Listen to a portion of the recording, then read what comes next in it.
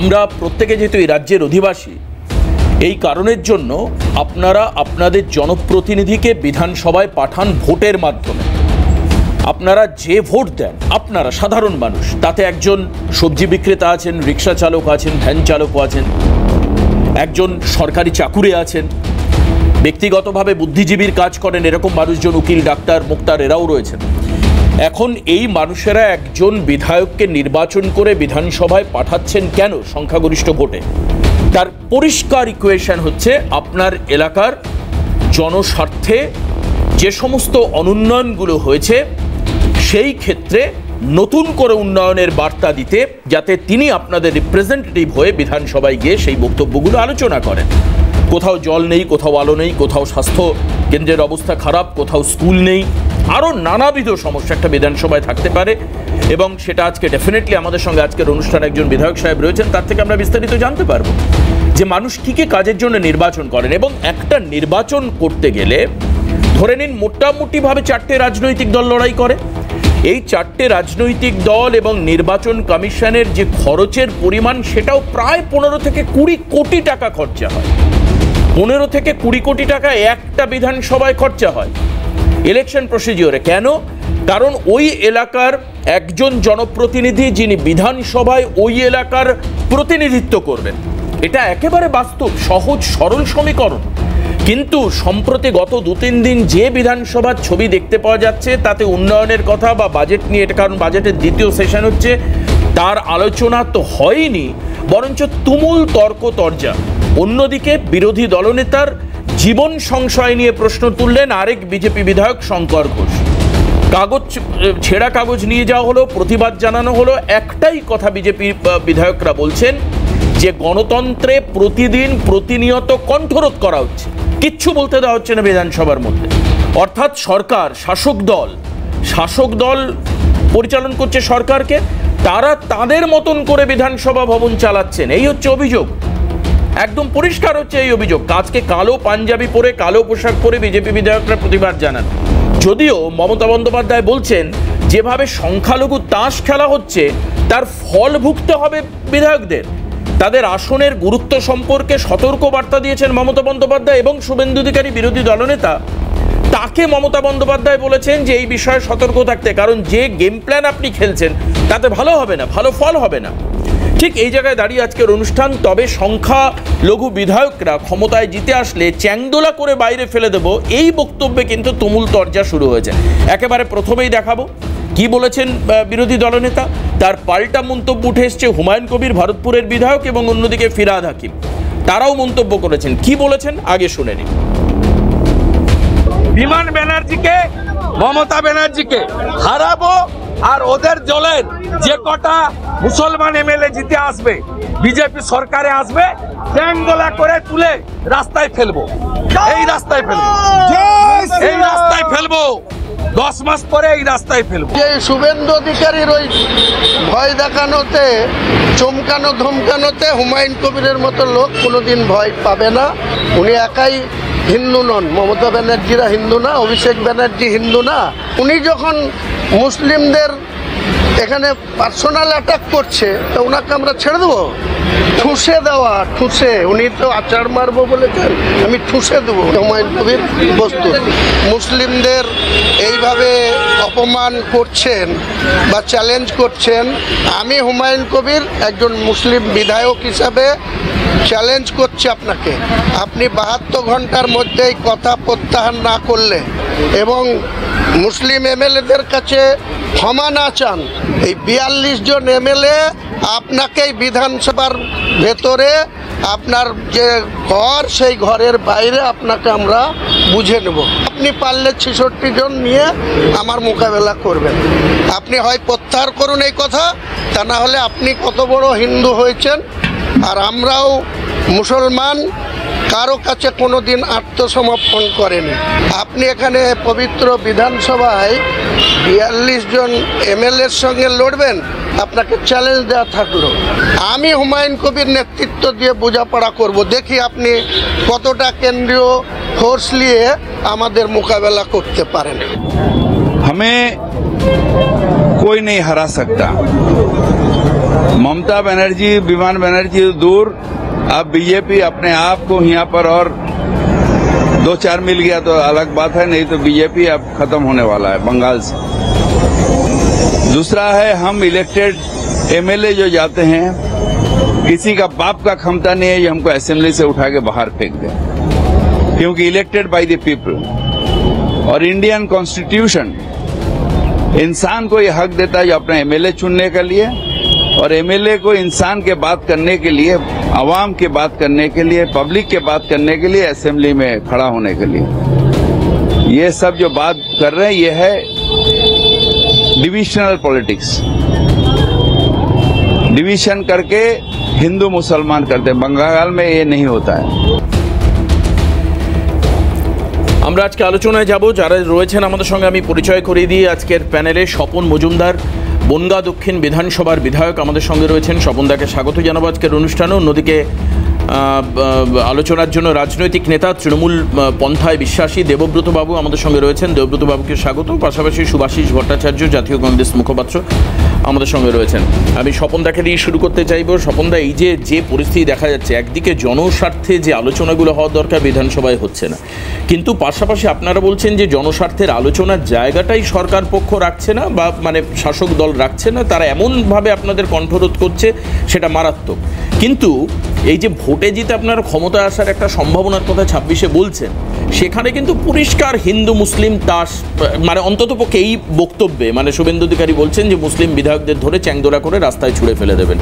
এরপরে সবার সমর্থনে ভোটে জিতা বা বিধানসভা দখল করা সম্ভব হবে আপনাদের? মানে 294 মেজরিটি পাওয়া সম্ভব হবে? অবশ্যই সম্ভব আছে। তার কারণ দেখুন, আমরা আসামে দেখেছি, আমরা ইউপিতে দেখেছি, সেখানে ভারতীয় জনতা পার্টি একক সংখ্যাগরিষ্ঠতা নিয়ে জিতেছে। যারা বলতে পারে আমরা গঙ্গার জলে ভাসিয়ে দেব কেটে, যারা বিধানসভায় কথা বলতে দিচ্ছে না বিরোধীদের, যাদের বারে বারে বিধানসভা থেকে সাসপেন্ড করে একাধিকবার বিধানসভার বাইরে রাখছে, বিরোধী দলনেতাকে কথা বলতে দিচ্ছে না, তো সেই বিরোধী দলনেতা যখন তাদের সম্পর্কে কিছু বলছে, সেটা তাদের গায়ে ঝাল লাগছে। এটা লাগারই কথা। এই সরকার জেহাদিদের সরকার, এই সরকার হিন্দু বিরোধী সরকার, এই সরকার হিন্দুদের সরস্বতী পুজো করতে দেয় না, এই সরকার মহরমের মিছিলের জন্য হিন্দুদের দুর্গাপুজোর দশমীর বিসর্জন আটকে দেয়, এই সরকার মুসলিমদের সুবিধা দেওয়ার জন্য বিভিন্ন জায়গায় হিন্দুদের পবিত্র দোল উৎসব পিছিয়ে দিচ্ছে।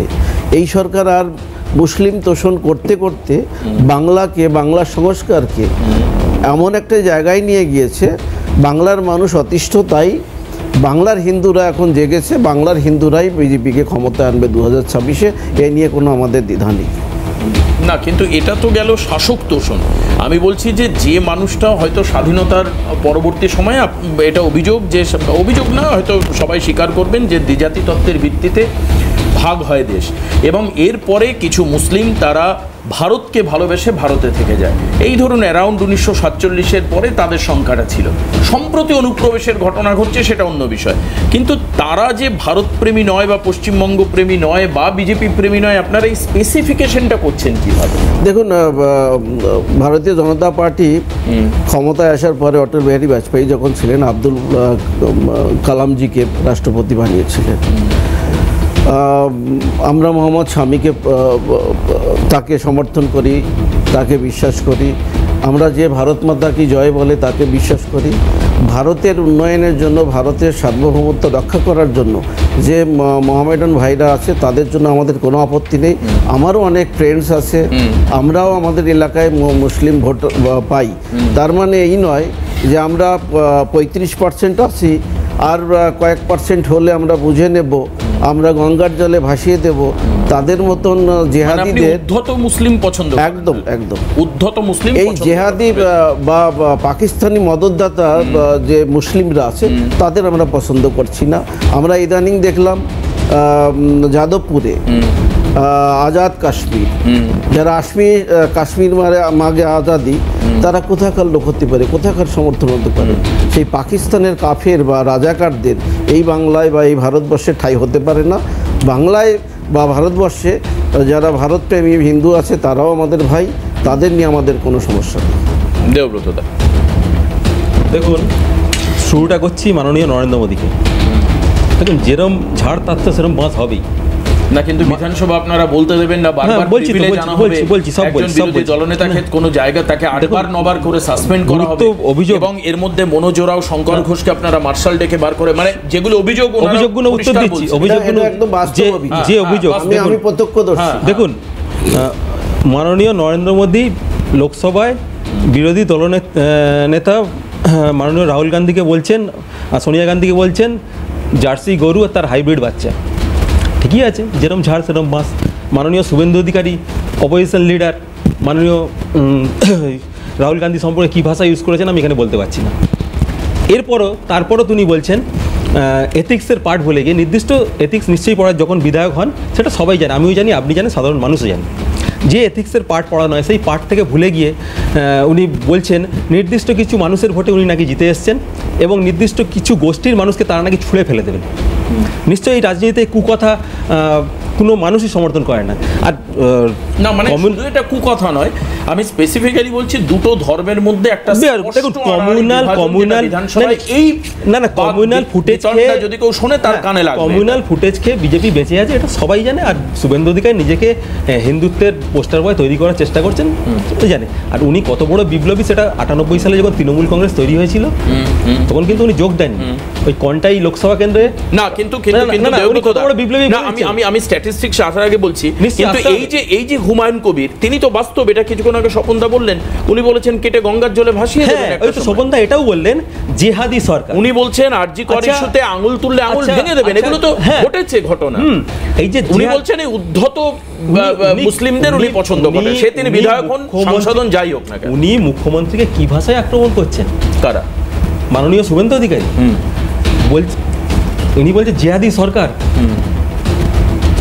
পিডিপি 2014 সাল সরকার তৈরি করলো, মাননীয় নরেন্দ্র মোদী চলে গেলেন। আপনি আমাদের এই বিধানসভার মধ্যে থাকুন, আমার মনে হয় নাগপুর থেকে নেবো না। তৃণমূলের সঙ্গে কংগ্রেসের জোট হয়েছে, আবার তৃণমূল কংগ্রেস বিজেপি বিরোধিতার জন্য বামেদের কাছে আহ্বান জানিয়েছে, সবকিছু আমরা দেখেছি। মমতা বন্দ্যোপাধ্যায় রাষ্ট্রপতি আবার একটা সময় মমতা বন্দ্যোপাধ্যায় বিজেপির সঙ্গে জোট, ঐতিহাসিক তথ্য কোনো পাওয়া যায়নি। মমতা ব্যানার্জিতে সন্ত্রাসবাদী রাষ্ট্রবিরোধী কোনো তথ্য পাওয়া যায়নি, উল্টে আমরা আবার দেখুন এই আরএসএস এর হেড অফিস থেকে মমতা বন্দ্যোপাধ্যায়কে দুর্গা বলা হয়েছিল। সেটা কে কি বলবে তাদের ব্যাপার, দুর্গা বলবে কি সংস্কৃতি বলবে, ওই পিডিপির সঙ্গে কি সম্পর্ক আমি সেখানে আমার কথা হচ্ছে পরিষ্কার, আমি একদম খুব স্বচ্ছ হয়, কারণ বাংলার সাধারণ মানুষ দেখছেন, আমি তাদের ভাষায় আমি কথা বলতে চাই। আজকে একজন মানুষ, তিনি যিনি শুনছেন, তিনি বুঝতে পারছেন যে এখানে একটা আড়াআড়ি হিন্দু মুসলিম বিভাজন হচ্ছে, এরা হিন্দু এরা মুসলিম, এদেরকে ছুড়ে ফেলে দেবো, হিন্দু ভোট সংখ্যাগরিষ্ঠ, উনি কখনো জেহাদি বলছেন, কখনো খুনি বলছেন, পাকিস্তানের সমর্থক বলছেন। আমার কথা, এই লোকগুলোকেও চিহ্নিত করা কি প্রয়োজন আপনারা মনে করছেন না? যারা বলছেন যে হিন্দুদেরকে কেটে গঙ্গার জলে ভাসিয়ে দেব, এরপরে দল শুধুমাত্র একটা নরমাল শোকস করে দল চুপ করে দেয়। হুমায়ুন কবিরের বিরুদ্ধে ব্যবস্থা নেওয়ার মতো ক্ষমতা দলের নেই। শুভেন্দু বাবু বিধানসভায় দাঁড়িয়ে বলছেন চ্যাংদোলা করে ফেলে দেবো, তাদের ভোটে জিতে। উনি বলছেন এটাও বাস্তব যে উনি জনপ্রতিনিধিদের চ্যাংদোলা করে খুব মানে অপেক্ষার কথাবার্তা। দেখুন, মানুষের ভোটে উনি জিতে এসেছেন, তিনি যে কোনো ধর্ম বর্ণ, আমরা তো ধর্ম নিরপেক্ষ দেশ, পার্টিকুলার কোনো তো মানে আপনাদের কেটে ফেলে দিলে আপত্তি নেই, দল তো ব্যবস্থা নিয়েছে। দেখুন, ভিতরে দল কি ব্যবস্থা নিয়েছে, ভিতরে বসে যেভাবে বিজেপি বিধায়কের আগে অধিকারী অধঃপতন হয়েছে। আপনি দেখুন, এখন শুভেন্দু অধিকারী বিজেপিতে বেঁচে থাকার জন্য এইসব করবে, আরো আগামী দিনে করবে, আরো দাঙ্গা লাগানো। না, আমি শুভেন্দু প্রসঙ্গে যাচ্ছি না, আমি শুভেন্দু শঙ্কর ঘোষ প্রসঙ্গেই যাচ্ছি না। আমার কথা হচ্ছে বিধানসভা যেভাবে অচল হয়ে রয়েছে, তাকে সচল করার দায়িত্ব সংখ্যাগরিষ্ঠদের নয়। অবশ্যই সংখ্যাগরিষ্ঠ, মাননীয় মুখ্যমন্ত্রী চেষ্টা করছেন, কিন্তু তারপর এই যে কুবাক্য বিনিময়, ধর্মীয় আড়াআড়ি বিভাজন, উনি বলছেন নিউটনের থার্ড ল প্রয়োগ করবে। থার্ড ল প্রয়োগ করলে তো বিপরীত প্রতিক্রিয়া তো হবেই, এটা তো স্বাভাবিক, অস্বাভাবিকতা কিছু নেই। কিন্তু মনে করি প্রত্যেকটা জনপ্রতিনিধি যে দলের হোক, ডান বাম লাল নীল সবুজ, আমি আপনাকে একটা পরিসংখ্যান দিলাম যে তাহলে দেখুন সরাসরি জনমানুষের অর্থের সঙ্গে কিভাবে নয়ছয় করা হয়। একটা বিধানসভার একজন বিধায়ককে সিলেকশন করবার প্রক্রিয়াতে প্রায় 20 কোটি টাকা খরচা হচ্ছে। একদম স্বাভাবিক হিসাবে, বাদবাকি আরও এর সঙ্গে অনেক হিসেব রয়েছে, সেখানে মানুষের স্বার্থ, সেন্টিমেন্ট সব কিছু যুক্ত রয়েছে। একদিকে স্বার্থ, একদিকে সেন্টিমেন্ট, কিন্তু সব কিছুকে জলাঞ্জলি দিয়ে হিন্দু মুসলিম করবার জন্য তো বিধানসভা না। আমি সুভাষিস দার কাছে করছি, সুভাষিস দা, এই যে বর্তমান যে পরিস্থিতি তৈরি হয়েছে, এই উদ্ভূত পরিস্থিতিতে জনস্বার্থ কতটা বিঘ্নিত হচ্ছে? না, যারা হিন্দু হিন্দু করছে, যারা মুসলিম মুসলিম করছে, প্রত্যেকেই সংবিধানের নামে শপথ করেছে যে আমরা এখানে ধর্মীয় উপাচার নিয়ে বা ধর্ম নিয়ে কোনো রকম বিষয় করবো না। আমরা মানে সেকুলার একটা পরিস্থিতি তৈরি করব যেখানে সব ধর্ম সমন্বয় হবে এবং সব ধর্মের সমান সম্মান হবে। এইটা এবার ঘটনা ওদের সময় বলা, হ্যাঁ, সঙ্গে সঙ্গে সেটা যদি ভুলে গিয়ে কেউ হিন্দু হিন্দু করে, কেউ মুসলিম মুসলিম করে, সেটা শাসক যেখানেই যে থাকুক না কেন সেটা সংবিধান বিরোধী কাজ। এবং পরপর কথা হচ্ছিল না যে এই বিধানসভার ক্ষেত্রে সত্যি সত্যি তৃণমূল কংগ্রেস এবং বিজেপি যখন বিরোধী দল হয়ে দাঁড়ালো বিধানসভায়, তখন থেকেই মান খুব নেমেছে বা মানে কুবাক্যর মানে বন্যা হচ্ছে। এবং শুধু এইখানে নয়, ম্যাক্সিমাম বিধানসভাতেই হচ্ছে এবং পার্লামেন্টে তো হচ্ছে। এই যে বলছিল কিছুক্ষণ আগে দেবব্রত যে কুকথার বন্যা হচ্ছে, তো কোনো মুসলিম পার্লামেন্টারিয়ানকে সেই কাটা এই কাটা করে রমেশ বিদুরি চিল্লাচ্ছে, তাকে কেউ এক্সপাঞ্জ করছে না তার কথা, তাকে নিয়ে যে স্পিকার সেও বলছেন এগুলো কি বলছেন। তো ঘটনা হলো অত্যন্ত নোংরা একটা পরিস্থিতি সমস্ত বিধানসভা লোকসভাটায় হয়েছে।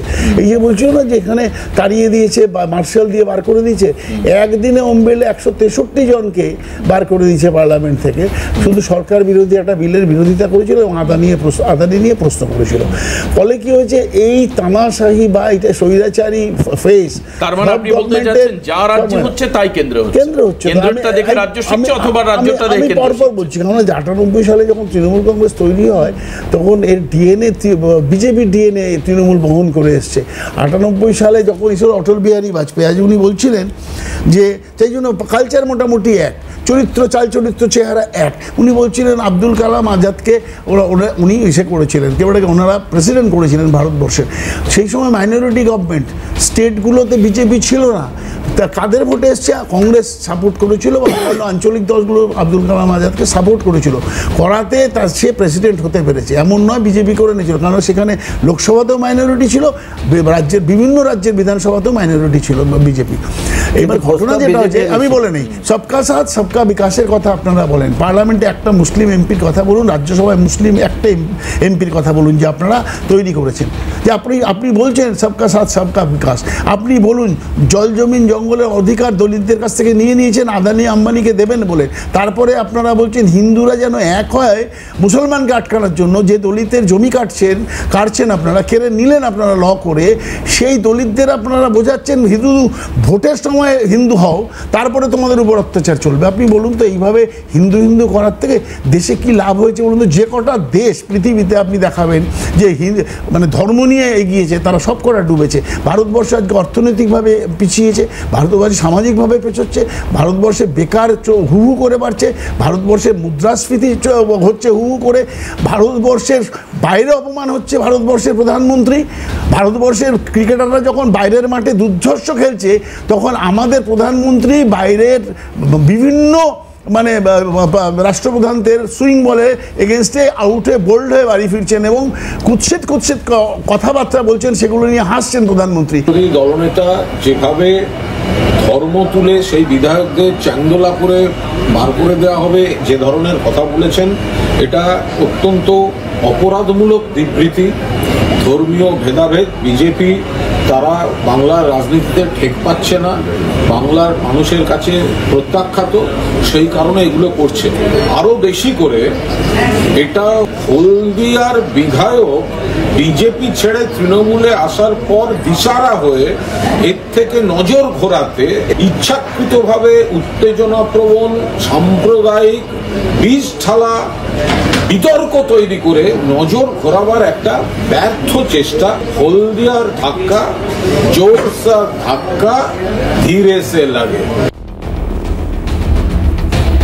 একদিকে হচ্ছে রক্তক্ষরণ বিজেপির কোন আঙ্গিকে যে ৭৭ জন বিধায়ক জিতে আসলেও বিধায়ক সংখ্যা ধীরে ধীরে কমে এখন ৬৪ বা ৬৫-র কাছে দাঁড়াচ্ছে, এটা একটা বড় চিন্তা। দ্বিতীয়ত হচ্ছে হলদিয়ার বিধায়কের অন্য দলে চলে যায়, যেটা কুণাল বাবু বলছেন, দিশেহারা হয়ে বিষয়টাকে অন্যদিকে ঘোরানোর চেষ্টা করা। স্বপনদার সঙ্গে সুভাষিসদার বেশ কিছু প্রশ্ন একটু বলে নেই যে কংগ্রেস কতটা প্রাসঙ্গিক সেটা বললেন না? বলবো, আসবো আপনার কাছে, আবার আসবো তখন। দেখুন, ভূতের মুখে রাম নাম মানায় না, ঠিক আছে, কংগ্রেসের মুখে এটা মানায় না যে ভারতবর্ষ পিছিয়ে গিয়েছে, অর্থনীতিতে পিছিয়ে গেছে, কর্মসূত্রে পিছিয়ে রয়েছে। নরেন্দ্র মোদী আসার আগে এই কংগ্রেস যতদিন এই ভারতবর্ষ শাসন করেছে, ভারতবর্ষটাকে শেষ করেছে। আজকে এই হিন্দু মুসলিমের যে বিবাদ, কাছে রাষ্ট্রনেতাদের কাছে প্রত্যাখ্যাত হয়ে মানে লজ্জায় মানে ওনার মুখ, ভারতবর্ষের স্বাভিমান যদি বাড়ে, নরেন্দ্র মোদীর জন্য বেড়েছে। ভারতবর্ষ বলে একটা দেশ পৃথিবীর ৫ম ধনীর তালিকায় যদি এসে থাকে এবং অর্থনীতিশীল এবং শক্তিশালী জায়গায় যদি এসে থাকে, সেটা নরেন্দ্র মোদীর জন্য। আর এই দ্বিজাতির ভিত্তিতে দেশ ভাগ করার পরে এই হিন্দু মুসলিম যে একটা তরজা, এই কংগ্রেসই শুরু করেছিল। কংগ্রেসের জন্য আজকে হিন্দু মুসলিমদের এই বিবাদ তৈরি হয়। আর তারা বসে যদি এই কথা বলে, তাদের মুখে এই কথা মানায় না। অতএব তারা ভোট বাক্সের জন্য ভারতবর্ষটাকে দেউলিয়া করে রেখে গিয়েছিল। নরেন্দ্র মোদী আসার পরে সেই ঋণ মিটিয়েছে, ভারতবর্ষকে এগিয়ে নিয়ে যাচ্ছে। আর শুনুন দর্শকরা, আর ইনি এমএলএ কিন্তু কিচ্ছু না জেনে বসেছে। ভারতবর্ষের কংগ্রেসের দালালগুলো, চীনের দালালগুলো বিধানসভায় বসে বলছে নরেন্দ্র মোদী সম্পর্কে, তাদের নরেন্দ্র মোদী সম্পর্কে বলার মতো ভাষা নেই। নরেন্দ্র মোদী বিধায়ক করতে হয়েছে, সেটাই জানে না। কত টাকা ঋণ শোধ করতে, কত অর্থ যায় ঋণ শোধ করতে জানে না। কত মানুষকে আমাদের নেতারা খাওয়ার দিতে হয়, ভিক্ষার চাল দিতে হয়।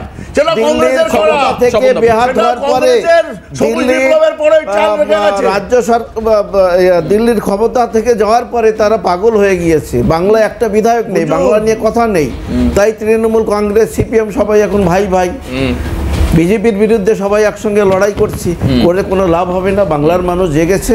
এই বাংলায় বেকারত্ব যেভাবে বেড়েছে, এই বাংলায় মানুষ যেভাবে অত্যাচারিত হচ্ছে, এই বাংলায় যেভাবে মা বোনেরা ধর্ষিতা হচ্ছে, এই বাংলার মানুষ ক্ষমা করবে না। এই বাংলার মানুষ চাইছে পরিবর্তন, যেমন 2011 সালে চেয়েছে, এবং সেটা সংখ্যালঘুদের বাদ দিয়ে সম্ভব আপনি বলছেন। এটা আমরা বলবো না। আমরা দেশপ্রেমী যারা সংখ্যালঘু তাদের পক্ষে আমরা আছি, তারা থাকবে না। উনি বলছেন যে যারা অনুপ্রবেশকারী তাদের বিরুদ্ধে। আর এই মুহূর্তে আরেকটা জায়গা দেখায়, এই যে আপনারা সুশিক্ষা বা কুশিক্ষা বা সংস্কৃতি বা সুকথা কুকথার কথা বলছিলেন, কাল যখন এই বিধায়কদের চ্যাংদোলা করে ছুড়ে ফেলে দেওয়া হবে প্রসঙ্গ বলা হয়েছিল ফিরহাদ হাকিমকে, তিনি ঠিক কি ভাষায় উত্তর দিয়েছেন? দেখুন, আমি এই কথার পরিপ্রেক্ষিতে একটু বলতে চাই। এর আগে আমি শুনিয়ে নি তারপরে তো এরকম অনেক আছে, অনেক মানে লিস্টে নাম আছে যারা বিভিন্ন রাজনৈতিক দল থেকে বিলং করছেন, কিন্তু রাজনৈতিক পাঠ বা সংস্কৃতির শিক্ষা তাদের মধ্যে কতটা আছে বারবার প্রশ্ন উঠতে পারে। ফিরহাদ হাকিম কি বলেছেন এই চ্যাংদোলা বিধায়ক প্রসঙ্গে? শুরু বিমান বন্দ্যোপাধ্যায়কে হারাবো এবং তার সঙ্গে বলছেন 10 মাস বাদে মুসলিম বিধায়কগুলো ট্যাং ধরে রাস্তায় ফেলে। একটা রাস্তার কেওড়া কি বলল, তার জবাব দেওয়ার মতন মনোবৃত্তি আমার নেই। বিমান বন্দ্যোপাধ্যায়কে হারাবো এবং তার সঙ্গে বলছেন 10 মাস বাদে মুসলিম বিধায়কগুলো ট্যাং ধরে রাস্তায় ফেলে।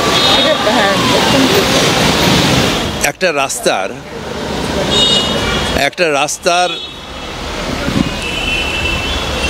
কেওড়া কি বলল, তার জবাব দেওয়ার মতন মনোবৃত্তি আমার নেই। বেশ, আমি এই নিয়ে একটু দেবব্রত বাবুর কাছে আসবো। দেবব্রত বাবু, অ্যাকচুয়ালি আমি বাংলাতে মোটামুটি ভালো হলেও এই কেওড়া শব্দ মানে কি আমি ঠিক জানি না, মানে এখন আমি হার স্বীকার করে নিচ্ছি, কিন্তু এটা যে খুব একটা ভালো প্রশংসাসূচক বাক্য সেটা তো নয়, কারণ শুভেন্দুকে প্রশংসা নিশ্চয়ই ফিরহাদ হাকিম এখন এই মুহূর্তে অন্তত করবেন না, যে রাজনৈতিক অবস্থানে দুজন আছেন। তো কাজেই মানে মুখ খোলা বা রাগের মাথায় খারাপ কথা তো সবাই কম বেশি বলে। 1970 সালে শিশির অধিকারী পৌরসভার চেয়ারম্যান, কিন্তু এখন ওইটা হয়তো উনি ভুলে গিয়েছেন। আমি একটু বলি, না এবার আমি একটু বলি, আমি শুনুন, ওই যে 1970 সালে চেয়ারম্যান বললেন না, উনি যে কত বড় বিপ্লবী আর কত বড় নেতা, সেটা তো 98 সালে মমতা ব্যানার্জি দেখিয়ে দিয়েছে। কন্টাইতে প্রার্থী হয়েছিলেন, 3 নম্বর হয়েছেন, যদিও তৃণমূল কংগ্রেস সেকেন্ড হয়েছিল, 2 লাখ ভোট কম পেয়েছিল। তাহলে কাউন্সিলর থেকে মমতা বন্দ্যোপাধ্যায় ওনাকে সাংসদ করেছেন, মন্ত্রী করেছেন, বিধায়ক করেছেন, তারপরও যদি আর এরপর 31টা পদ দিয়েছেন। বেঈমান কারা তো মানুষ তো দেখতে পাচ্ছে না। আর শুনুন, শুভেন্দু অধিকারী, বিজেপি আমাদের কাছে লক্ষ্মী প্যাঁচা, যতদিন বিজেপিতে থাকবে ততদিন ভালো। যতদিন বিজেপিতে গেছে, আপনারা গ্রাফটা দেখুন, বিজেপির তত অধঃপতন হয়েছে। 18 থেকে 12 হয়েছে, 18টা সিট তো বিধানসভায় 77টা হয়েছে, হিসাবে 100-র ওপর পাওয়া হয়েছিল। ক্রমশ বিধায়করা ছেড়ে চলে যাচ্ছে। বিজেপির নিজের দলের মধ্যে ওরা বিরুদ্ধে চালানো হয়েছে, তার বিরুদ্ধে কথা রয়েছে। জগন্নাথ চ্যাটার্জি বলছে কেউ ছাড় পাবে না, চোরেরা ছাড় পাবে না। এখন ওয়াশিং মেশিনে উনি ঢুকে পড়েছেন, ঢুকে পড়ে সব শুদ্ধ হয়ে গেছে। সারা ভারতবর্ষে আমরা দেখেছি বিজেপি যাদেরকে ওয়াশিং মেশিনে ঢোকায়, সে হেমন্ত বিশ্ব শর্মা হোক আর আমাদের ওই পিডিপির মুফতি মোহাম্মদ শহীদ হোক, ঢুকলেই ঠিক হয়ে যাবে। কারা রাষ্ট্রদ্রোহী? আর এনাদের ঠাকুরদাদার যদি খবর নেন, ডাক্তার সায়াপ্রসাদ মুখোপাধ্যায়, ওনার সাথে তো নেতাজি সম্পর্ক আর নেতাজির উক্তিগুলো যদি এখানে বলি, তো এখানে উঠে চলে যাবেন, একই লাফালাফি করে। আমরা তো নাগপুরের হোয়াটসঅ্যাপ ইউনিভার্সিটি থেকে পাস করে আসিনি। পরিচয় করাবো বাম নেত্রী কনিনিকা ঘোষ বোস আমাদের সঙ্গে রয়েছেন। স্বাগত জানাই কনিনিকা দিকে। কনিনিকা দি, যখন আমরা সন্দেশখালী প্রসঙ্গ আলোচনা করছিলাম, সেই সময়ও খুব পরিষ্কার আপনারা বলেছেন যে নিরাপদ সর্দার, তিনি নিজেও বলেছেন, বাইরে আপনারাও বলেছেন যে বিধানসভায় মাইক বন্ধ করে কণ্ঠরোধ করার একটা প্রক্রিয়া চলে। 2013 সালের কথা আমি বলছি, তখন উনি বিধায়ক, এদিকে তৃণমূল কংগ্রেস সরকারে রয়েছে। আমার কথা হচ্ছে, শাসক দলের সংখ্যাগরিষ্ঠতা থাকা মানে মুখ বন্ধ করে থাকতে হবে বিরোধীদের, এটা অভিযোগ এখন এই মুহূর্তে বিজেপির অভিযোগ। আপনারা কতটা কি ফেস করেছেন এই জায়গাটা, বা আপনাদের সময় কীরকম ছিল? দ্বিতীয়ত হচ্ছে এই যে সংখ্যালঘু তাস, পরিষ্কার মানে বিধানসভার দিকে তাকালে বোঝাই যাচ্ছে হিন্দু আর মুসলিম একটা আড়াআড়ি বিভাজনের জায়গায় যাচ্ছে রাজনৈতিক দলগুলো। আচ্ছা, 1 নম্বর কথা হচ্ছে যে যখন বামপন্থীরা ছিল, তখন একের পর এক আমি উদাহরণ দিয়ে যেতে পারবো যে পৌরসভা অন্য দলের ছিল, আমাদের পঞ্চায়েত অন্য দলের ছিল, পঞ্চায়েত সমিতি অন্য দলের ছিল, এরকম একের পর এক উদাহরণ দিয়ে যাওয়া যায়। তাহলে যদি বিরোধীদের কণ্ঠ, এবং বিরোধীরা তখন বিধানসভা এরকম ছিল না নাটক করার জায়গা, শুধু বিধানসভা মানে আলোচনা হতো। আপনারা পূর্বনো আপনাদের আর্কাইভ দেখুন, আপনাদের যা আছে আপনারা দেখতে পারেন তখনও যে কি কি তখন আলোচনা হতো। অনেক বেশি মানুষের যে লাইভলিহুডের দাবি দেওয়া, তা নিয়ে আলোচনা হতো। তার মধ্যে দিয়ে একটা অন্য রকম বিধানসভা ছিল, মানুষ দেখতে যেত, বিধানসভায় বিতর্ক শুনতে যেত। আর আজকে বিধানসভা দিনের পর দিন, কি দেশে পার্লামেন্ট, কি আর আমাদের রাজ্যে বিধানসভা, তার সেশনের সময় কমিয়ে দেওয়া হচ্ছে, তার গুরুত্ব কমিয়ে দেওয়া হচ্ছে। ফলে স্বাভাবিকভাবে একইভাবে বিরোধীদের কণ্ঠস্বর রোধ করার চেষ্টা হচ্ছে নানানভাবে, সেটা দু জায়গায়, রাজ্যেই হোক কেন্দ্রেই হোক। এবং পাশাপাশি যদি বলেন, আপনি যে কথা বলছেন এটা তো বটেই ছিল, ফলে বামপন্থী ফ্রন্টের সময় সেটা ছিল না যেটা আজকে হয়েছে। এবং 2 হচ্ছে যে সংখ্যালঘুর প্রশ্ন বলছেন যে সংখ্যালঘু তাস, এ তো ধর্মকে রাজনীতির সঙ্গে মিশিয়ে বিজেপি যা করছে গোটা দেশ জুড়ে, এবং আমাদের রাজ্যেতেও আমরা দেখছি কম্পিটিটিভ কমিউনালিজম হচ্ছে। ওরা যা বলছেন তারই রেপ্লিকা এ রাজ্যে হবে আমরা আশা করিনি, কিন্তু এ রাজ্যে তারই রেপ্লিকা হচ্ছে। ওদের উত্তরপ্রদেশের বিধায়করা যা বলছেন যে এই ত্রিপল দিয়ে ঢেকে রাখতে হবে, ত্রিপলের হিজাব পড়বে, আর আমাদের এখানে বলা হচ্ছে যে মাছ মাংস, মদ বিক্রিতে কোনো নিষেধাজ্ঞা নেই, মাছ মাংসতে নিষেধাজ্ঞা। এবং কারা বলছেন কিন্তু যারা এই সংবিধানকে শপথ নিয়ে, কি বিজেপি বলুন কি তৃণমূল বলুন, তারা শপথ নিয়ে এসছেন যে সংবিধানটা ধর্মনিরপেক্ষ সংবিধান। তাহলে সেক্ষেত্রে কেন আমার ভারতে আজকে আর কি কোনো সমস্যা নেই? এত মানুষ পরিযায়ী হয়ে যাচ্ছেন, কর্মসংস্থানের সমস্যা, শিক্ষার সমস্যা, বাসস্থানের সমস্যা, এত কিছু সমস্যা, এত বেকারের সমস্যা, সে না করে শুধু ধর্ম নিয়ে রাজনীতি, হিন্দু মুসলমান এই সমস্ত রাজনীতি। আমাদের ভারতের কিন্তু এইটা কখনো ছিল না। নানা ভাষা, নানা মত, নানা পরিধান, বিবিধের মাঝে দেখো মিলন মহান, এটাই ভারতের ঐতিহ্য।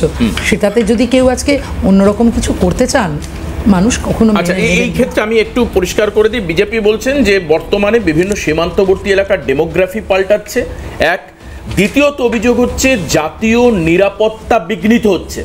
আপনারা জানেন লেটেস্ট রিপোর্ট যেটা এসছে যে জাতীয় নিরাপত্তা উপদেষ্টা অজিত ডোভাল পশ্চিমবঙ্গ ভিজিট করেছেন, দুদিনের জন্য উনি পশ্চিমবঙ্গ ছিলেন।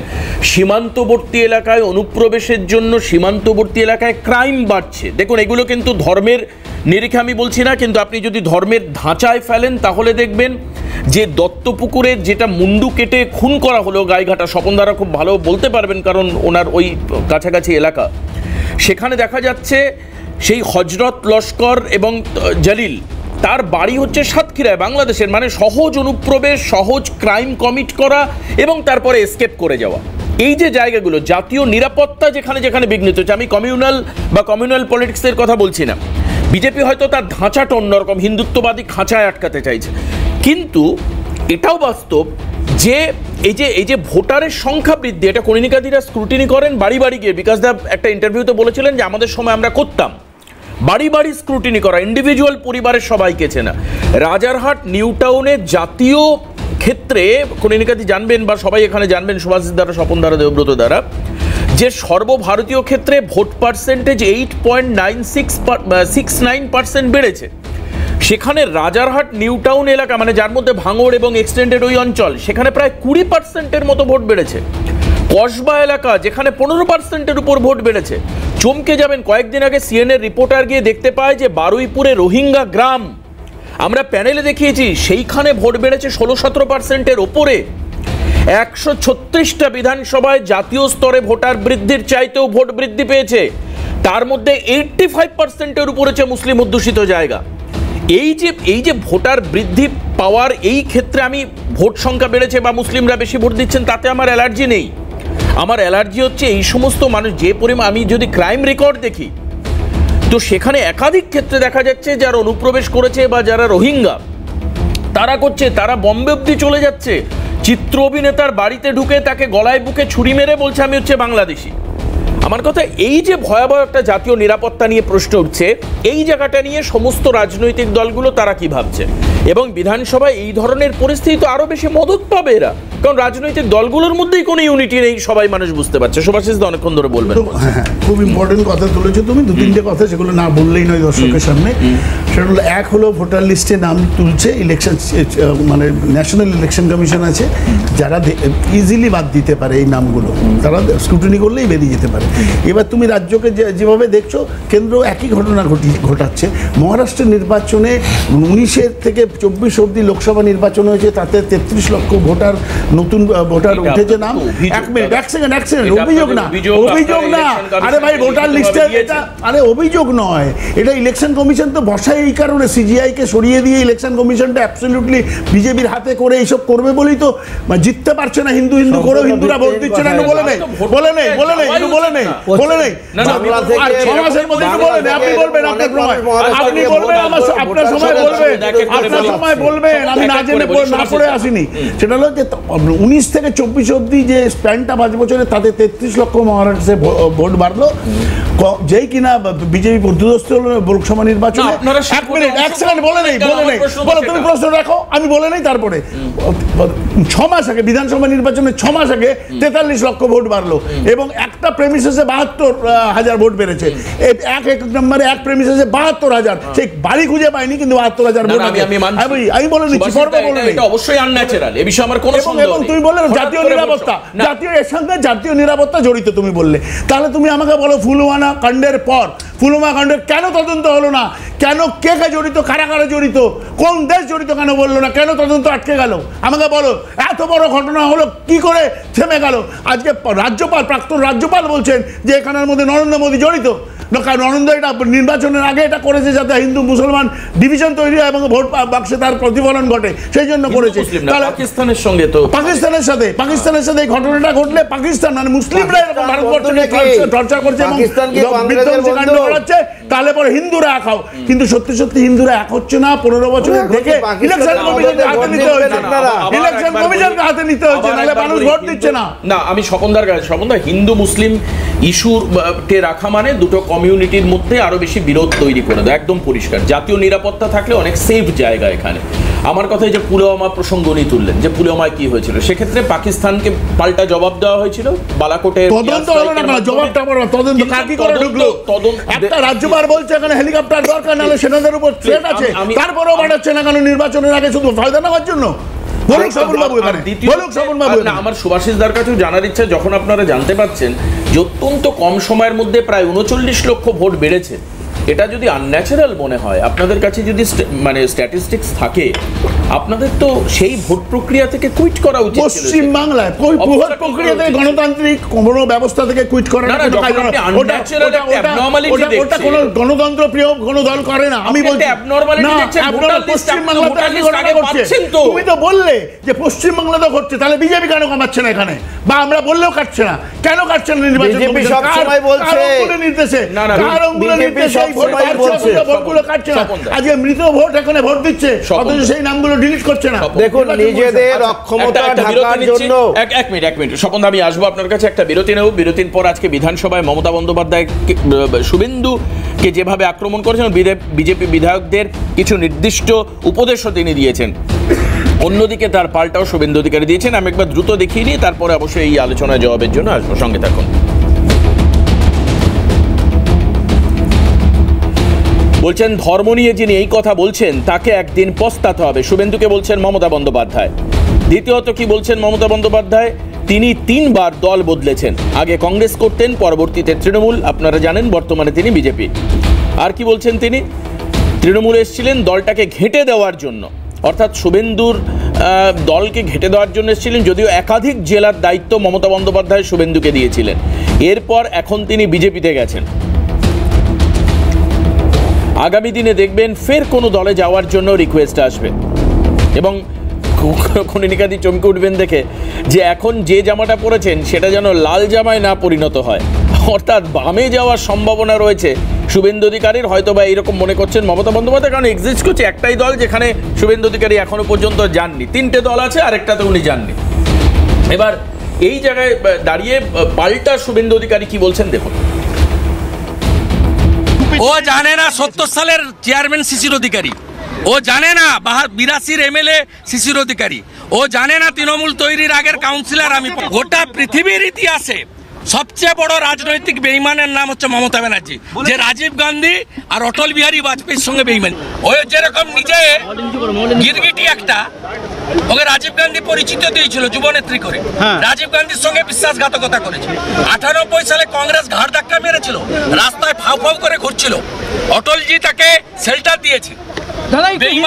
বিরোধী দলনেতার একটাই অপরাধ, তিনি মমতা ব্যানার্জিকে 2021-এ 1956 ভোটে হারিয়েছিলেন। আপনি দিদি থেকে দিদিমা হয়ে যেতেন যদি নন্দীগ্রামের জনগণকে নিয়ে শুভেন্দু অধিকারী নন্দীগ্রাম আন্দোলন না করতেন।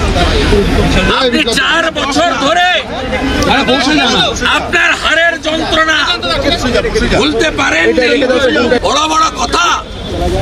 আপনাকে ভবানীপুরে হারাবো, আরো 5 বছর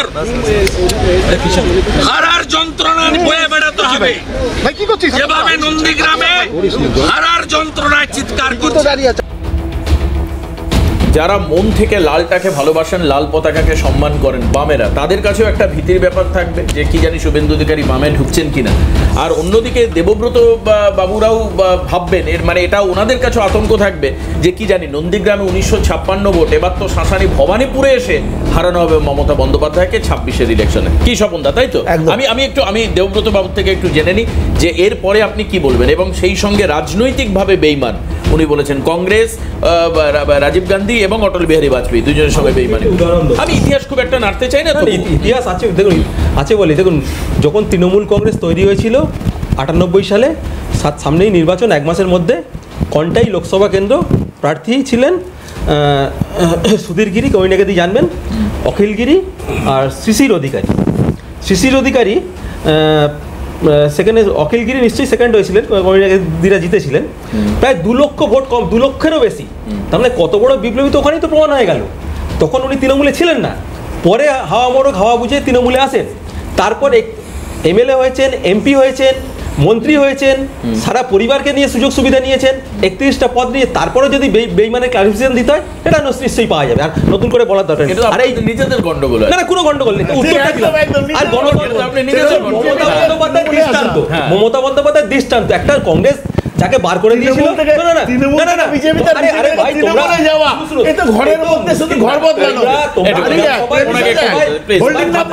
যোগ্যতা অর্জন করো, নিশ্চয়ই তো মানুষ শুনবে। গণতন্ত্র নেই, কর্মীকাতি বলে গণতন্ত্র না, বিধানসভায় ঢোকার যোগ্যতা অর্জন করা দিয়ে লোকে চেনে না। এই যে বলছি না, গণতন্ত্র নেই জন্য সকলের 1984 সালে বিধানসভায় নেই বলে চোরকে চোর বলবো না। এইটা বলাটা ভুল হচ্ছে। 55 দিন একটা প্রথম শ্রেণীর দৈনিক পত্রিকাকে বন্ধ করে রেখেছিল। এরা আবার গণতন্ত্রের কথা বলে।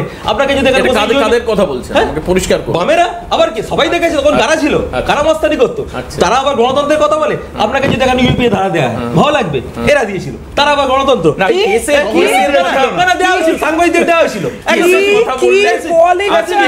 আজকে মূলত ব্লকে ব্লকে মানুষের অভিযোগ ছিল তৃণমূলের বিরুদ্ধে পরিযায়ী কেস দেওয়া হয়। 1000 কেস দেয়, আপনারা 10,000 কেস দিয়েছেন। মানুষের গণতান্ত্রিক রায় তো এনারা করে ফেলেছে। আগামী দিনে হয়তো শুভেন্দু অধিকারী এটা স্বপনদার জন্য চিন্তার কারণ। দেখুন, প্রত্যেকের জন্য আজকে চিন্তার কারণ শুভাশিস দা রিল্যাক্স মুডে। আজকে কেন বিজেপির জন্য বা স্বপনদার জন্য চিন্তার কারণ? কারণ সরাসরি বিধানসভায় বিজেপি বিধায়কদের উপর অ্যাটাক হতে পারে, এমনকি শুভেন্দু খুন হতে পারেন। ঠিক এরকম সম্ভাবনা জানাচ্ছেন শিলিগুড়ির বিধায়ক, বিজেপি বিধায়ক শঙ্কর ঘোষ। কি বলেছেন তিনি, শুনুন একবার। মুখ্যমন্ত্রীর নিরাপত্তা বিঘ্নিত হতে পারে, তবে আমরা বুঝেছি যে মুখ্যমন্ত্রীর দলের নির্দেশেই উনি ভিতরে ঢুকেছেন, অর্থাৎ প্রোটেকশন ছিল। আমাদের ভয় যে বিরোধী দলনেতাকে বিধানসভার ভেতরে খুন করা হতে পারে, এই পরিকল্পনা তৃণমূল কংগ্রেসের সরকার করছে। তার জন্য আজকে ট্রায়াল হিসাবে কালো জামা পরিয়ে আমাদের মতন একজন ব্যক্তিকে বিধানসভার ভেতরে প্রবেশ করানো হয়েছে। ভয়ঙ্কর অভিযোগ, এই কারণে আমরা অবাক। স্পিকারকে দৃষ্টি আকর্ষণ করা সত্ত্বেও ওই ব্যক্তিকে ট্রেস আউট করা হয়নি। এখানে কলকাতা পুলিশের নিরাপত্তা নিয়ে ওই ব্যক্তি স্বপনদা একদম বাস্তব সত্য কথা বলেছে শঙ্কর ঘোষ। কারণ হচ্ছে 2006 সালে এই তৃণমূল কংগ্রেস বিধানসভা ভাঙচুর করেছে। 2 বছর আগে এই তৃণমূল কংগ্রেস বিজেপি বিধায়কদের মেরে, 2 বছর হয়নি, 1.5 বছর হতে গেল, মেরে হসপিটালে অ্যাডমিট করেছে, ভর্তি করেছে একদম বিধানসভার মধ্যে। আমাদের আপনারা ভয় পাচ্ছেন একদম। তারপরে এখন মার্শাল দিয়ে বাইরে বের করে দিচ্ছে বিমান বন্দ্যোপাধ্যায় স্পিকার। 32 জনের নিরাপত্তা তুলে নিয়েছে আমাদের হোম ডিপার্টমেন্ট। এবং ওনারা রাস্তায় ভয় পাচ্ছেন না, বিধানসভায় ভয় পাচ্ছেন। আমরা বিধানসভায় ভয় পাচ্ছি। রাস্তা ঠিক আছে তাহলে, বিধানসভায় যেখানে জনগণের কথা উঠবে, মানুষের এই রাজ্যের কথা উঠবে, সেই পবিত্র স্থানে, সেখানে তো জিহাদিদের আনাগোনা বেশি হয়ে গেছে। অতএব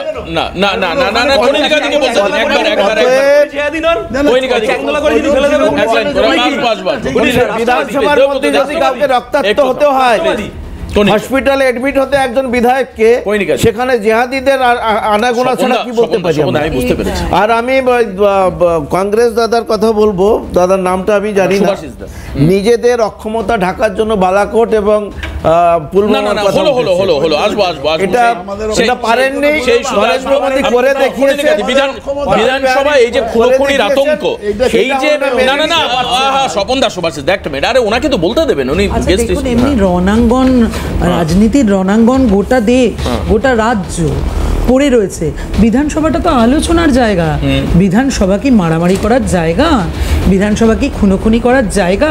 মানুষ তো জনপ্রতিনিধি নির্বাচিত করে পাঠায়, কারণ সেখানে তর্কাতর্কি নানান কিছু, তার মধ্যে দিয়ে সঠিক বিতর্ক, তার মধ্যে দিয়ে একটা নির্দিষ্ট আইন প্রণয়ন হবে, যার মধ্যে দিয়ে কথা হবে, যার মধ্যে দিয়ে মানুষের স্বার্থ, মানে যার মধ্যে দিয়ে মানুষের দাবি উঠে আসবে। এক তো ধরুন, এক তো এদল আর ওদল, ওদল আর ওদল হয়ে একে তো মানুষের ভোটের কোনো মূল্য থাকছে না, মানুষ যাকে ভোট দিয়েছিলেন কোনো একটা নীতিকে সমর্থন করে বা এগুলো সে করবে তার ইশতেহারকে দেখে, কিন্তু তারপরেই সে অন্য দলে চলে যাচ্ছে, আজকে এই দলে চলে যাচ্ছে। দলত্যাগ বিরোধী আইন প্রযুক্ত হচ্ছে না, তারা স্বাভাবিকভাবে। আর আজকে বিধানসভা কিছুক্ষণ আগে যাকে টিভি স্ক্রিনে একদম এই যে দলত্যাগ বিরোধী আইন এবং দলগুলো শৃঙ্খলা রক্ষার ক্ষেত্রে কি ব্যবস্থা নিচ্ছে, কিছুক্ষণ আগে যে শঙ্কর ঘোষ বক্তব্য রাখছিলেন, দীর্ঘদিন তিনি বাম ছিলেন, বামেদের স্বাস্থ্য দপ্তরে তিনি দেখতেন শিলিগুড়ি মানে হ্যাঁ কর্পোরেশনে। বেশ, আজকে আর হাতে সময় নিয়ে এখন এই মুহূর্তে আমাদেরকে শেষ করতে হবে, তবেই তর্ক তরজা থেমে জনমানুষের স্বার্থে যদি রাজনৈতিক দলগুলো সহাবস্থান না দেখায়, তাহলে অন্ততপক্ষে এই যে প্রায় 20-30 কোটি টাকা খরচা করে একটা বিধানসভার যে নির্বাচন হয়, প্রত্যেকটি মানুষের সেন্টিমেন্ট জড়িত থাকে, সেখানে মানুষের ক্ষতি হওয়া ছাড়া আর কিচ্ছু হবে না। আজকে এই পর্যন্তই, সবাইকে ধন্যবাদ জানিয়ে আজকের এই অনুষ্ঠান এখানেই শেষ করব। পরবর্তী খবরের জন্য নজর রাখুন ক্যালকাটা। নমস্কার।